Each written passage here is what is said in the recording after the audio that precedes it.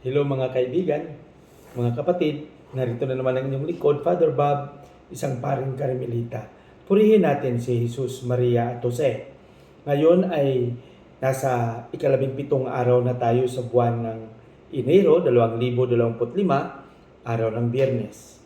Ang ating pagninilay sa araw na ito ay babahagi sa atin ni San Marcos, Kapitulo 2, versikulo 1 hanggang 12. Mga ilang araw na mga kaibigan na narinig natin sa ating mga pagbasa ang mga ginawa ni Jesus, lalong-lalo na sa pagpapagaling niya sa mga taong mayroong matinding nararamdaman sa kanilang katawan. Ibig sabihin, yung mga may sakit.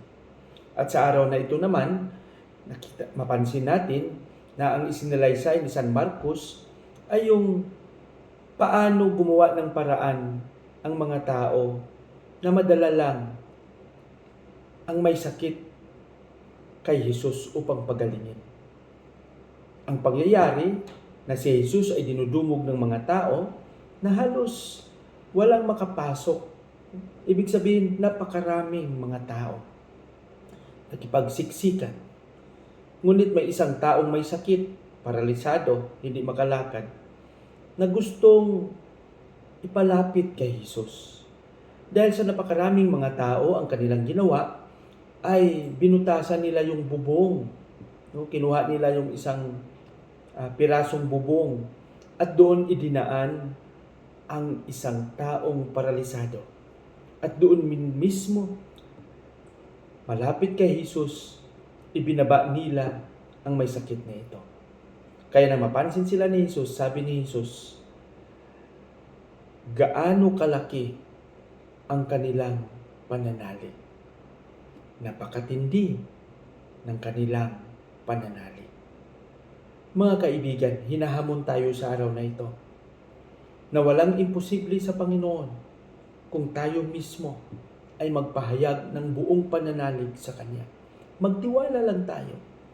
Gumawa tayo ng paraan. Magsikap tayo na maipakita at maidulog sa Panginoon ang lahat ng ating mga kahilingan ng may buong katapatan, ng may buong pananalig. Alam ko marami sa ating karanasan na tayo mismo ay makapagpapatunay na sa ating paglapit sa Panginoon at sa ating pananalig sa Kanya, hindi tayo binigo ng Panginoon. Amen? Tayo mismo, ikaw, ako, tayong lahat ay makapagpapatunay. Basta manalig lang tayo sa Kanya, ipaabot natin sa Kanya ang ating kahilingan, hindi tayo biguin ng Panginoon gaya ng pagpapagaling niya ng isang taong paralitiko na hindi makapasok sa pintuan ng bahay, ngunit idinaan siya sa bubong at nakita ni Jesus ang tindi ng kanyang pananalig at pinagaling siya.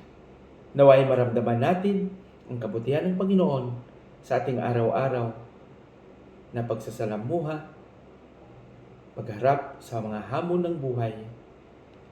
Naway tayo mismo ay maging tunay na saksi ng kanyang kabutihan. Pagpalain nawa tayo ng Panginoon sa ating panalangin, Panginoong Hesus. Sa likod ng aming kahinaan, hindi mo kami pinabayaan. Alam mo na minsan, may mga panahon na kami ay nag-aalinlangan.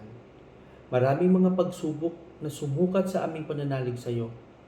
Ngunit sa bandang huli, hindi kami bumitaw dahil alam namin na narito ka sa amin.